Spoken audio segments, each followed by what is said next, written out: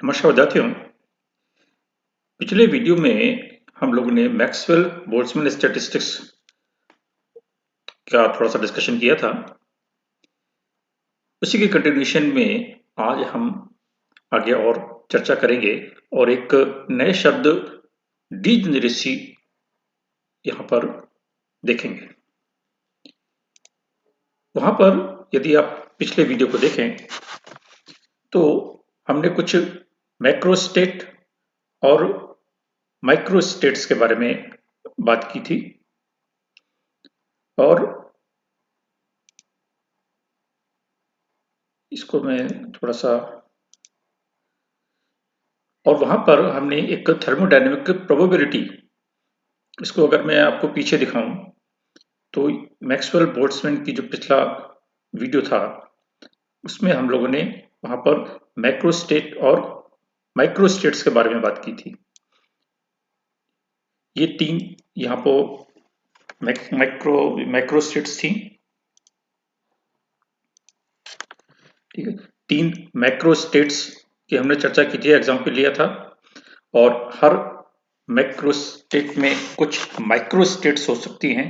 जैसे उसमें पहली मैक्रोस्टेट थी, वहां पर हमने 4 माइक्रोस्टेट्स निकाली थी और किस तरीके से हम उन माइक्रोस्टेट्स की कैलकुलेशन कर सकते हैं उसके लिए हमने ये एक इक्वेशन लिखी थी जिसमें W जो है वो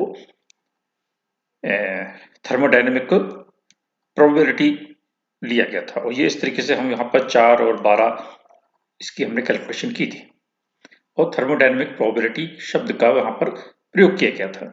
ये थर्मोडायनेमिक प्रोबेबिलिटी हमारी मैथमेटिकल प्रोबेबिलिटी नहीं है, बल्कि यहाँ पर इसका सेंस दूसरा है। यहाँ पर है कि नंबर ऑफ माइक्रोस्टेट्स किसी एक मैक्रोस्टेट में कितने हैं।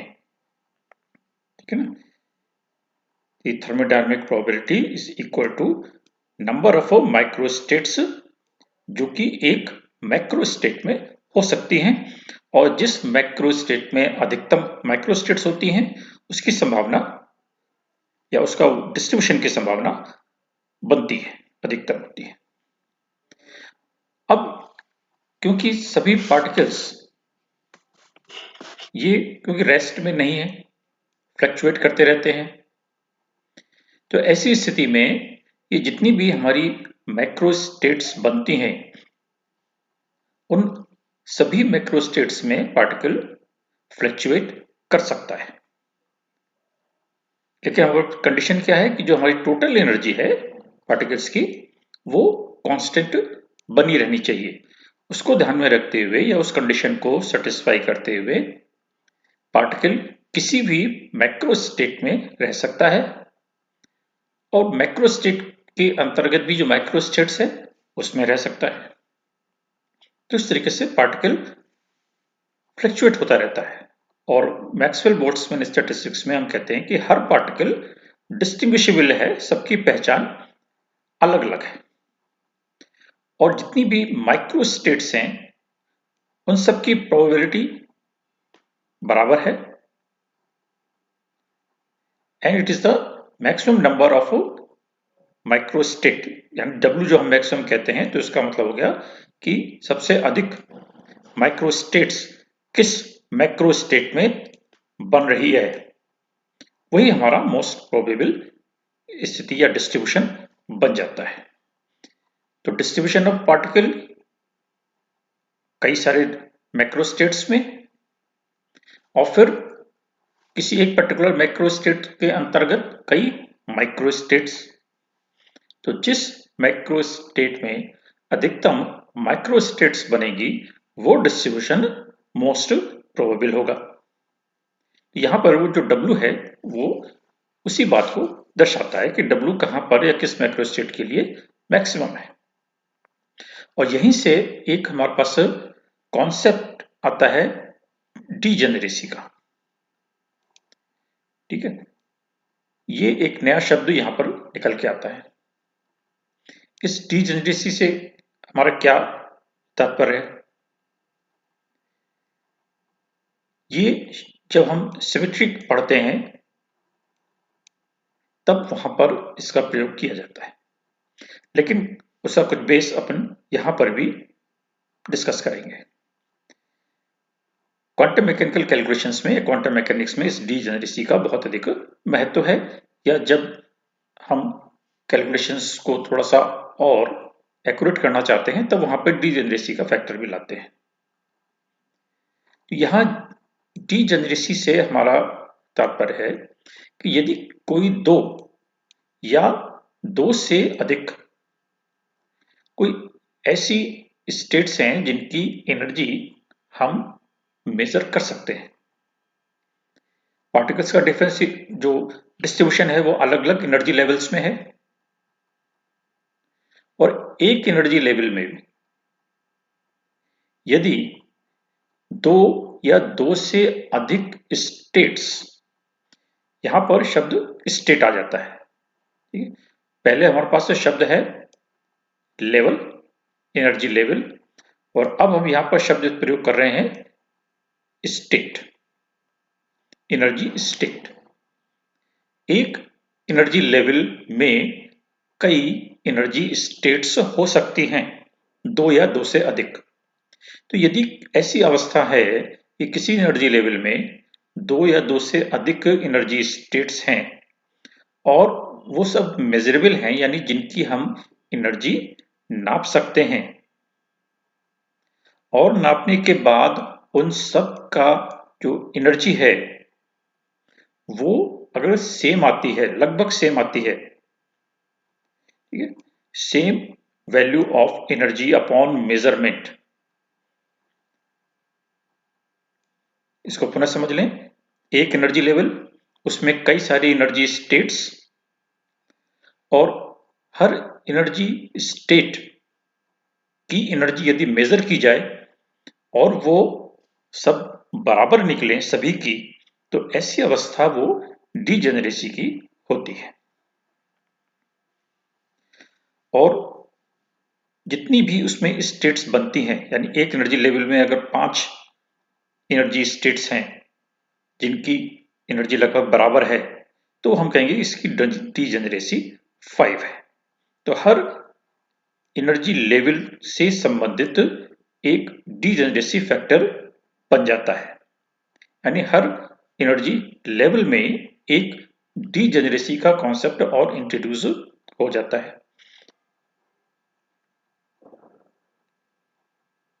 तो यहां पर जो स्टेट शब्द है वो लेवल से थोड़ा सा भिन्न हो जाता है। मान लीजिए एक एनर्जी लेवल है और उसको हम कहते हैं कि ये 10 फोल्ड डीजेनरेट है। इसका मतलब कि उस एक एनर्जी लेवल में 10 एनर्जी स्टेट्स हैं, या एनर्जी स्टेट ऐसी हैं जिनकी एनर्जी नापने पर लगभग एक जैसी निकलती है। तो ऐसी स्थिति में वो पार्टिकल किसी भी एनर्जी स्टेट को ऑक्युपाई कर सकता है, और उस 10 एनर्जी स्टेट के लिए हम 10 अलग अलग वेव फंक्शंस लिख सकते हैं क्वांटम मैकेनिक्स में। तो ये जो डीजेनरेसी का कॉन्सेप्ट है, ये क्वांटम मैकेनिक्स में एक इंपॉर्टेंट रोल प्ले करता है, और स्टैटिस्टिकल मैकेनिक्स में भी इक्वेशन को मॉडिफाई करने के लिए काम में लेते हैं। तो यदि हमारा n पार्टिकल सिस्टम है, क्योंकि हमारा मल्टी पार्टिकल सिस्टम ही होता है, ऐसी स्थिति में कई सारी एनर्जी स्टेट्स हमको मिलेंगी, कई सारे एनर्जी लेवल्स मिलेंगे और कई सारी एनर्जी स्टेट्स मिलेंगी, और हर लेवल में जितनी भी एनर्जी स्टेट्स हैं उन सभी के भरे जाने की संभावना या प्रोबेबिलिटी सबकी बराबर होगी। यदि एक एनर्जी लेवल में 10 एनर्जी स्टेट्स हैं तो उन 10 में की फिलिंग की प्रोबेबिलिटी या संभावना बराबर होती है। इसको यदि थोड़ा सा और देखें, तो यदि हम उसको जनरलाइज करना चाहें, यदि हमारे पास Ni डिस्टिंग्विशेबल पार्टिकल्स हैं, जो कि मैक्सवेल बोल्ट्जमैन स्टैटिस्टिक्स का एक मेन पॉइंट है कि ऑल पार्टिकल्स आर डिस्टिंग्विशेबल। तो यदि Ni डिस्टिंग्विशेबल पार्टिकल्स हैं और उनकी जो डीजेनरेसी है वो GI है, तो ऐसी स्थिति में जो हमारे पास डिस्ट्रीब्यूशन है वो बन जाता है GI raise to the power NI। यानी अगर 50 पार्टिकल्स हैं और वो 10 डीजेनरेट एनर्जी लेवल्स में उनका डिस्ट्रीब्यूशन हम करना चाहें, तो ऐसी स्थिति में 10 टू द पावर 50 अरेंजमेंट्स हो सकते हैं या डिस्ट्रीब्यूशन पार्टिकल्स का बन सकता है। तो जितनी ज्यादा पार्टिकल्स होंगे, यानी मल्टी पार्टिकल सिस्टम तो है, तो जितनी ज्यादा पार्टिकल्स होंगे और जितनी ज्यादा उसमें डीजेनरेसी होगी, उनके डिस्ट्रीब्यूशन की जो प्रोबेबिलिटी है या जो अरेंजमेंट पार्टिकल्स का हो सकता है, उसकी संख्या भी उतनी ही अधिक हो जाती है। तो ऐसी स्थिति में जो हमारे पास हमने एक इक्वेशन ये 3 देखी थी, जहां पर हमने इसको मैक्सवेल बोल्ट्जमैन डिस्ट्रीब्यूशन लॉ में इस थर्मोडायनेमिक प्रोबेबिलिटी के लिए लिखा था, तो वहां पर इस इक्वेशन को थोड़ा सा मॉडिफाई कर दिया और वो डीजेनरेसी का फैक्टर यहां पर ऐड कर दिया, इंक्लूड कर दिया, GI raise to the power NI।